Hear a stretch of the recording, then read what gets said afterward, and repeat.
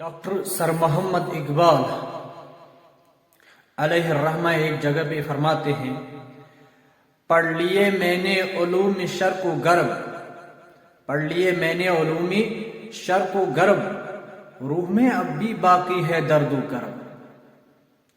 تو پھر آہستہ آہستہ وہ یہ یعنی کہ سوچتا ہوگا میں نے پی ایچ ڈی بھی حاصل کی ہے، بڑی بڑی ڈگریاں میں نے حاصل کی ہیں، لیکن اس دل کو مجھے سکون کیوں کر نہیں ملتا ہے۔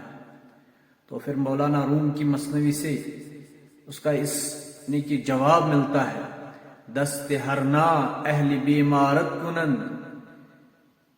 علامہ آپ کو جو بیماری ہے، آپ کو ان ہاتھوں میں جس مقدس قرآن کتاب کو لینا تھا، مراد ہے قرآن مجید۔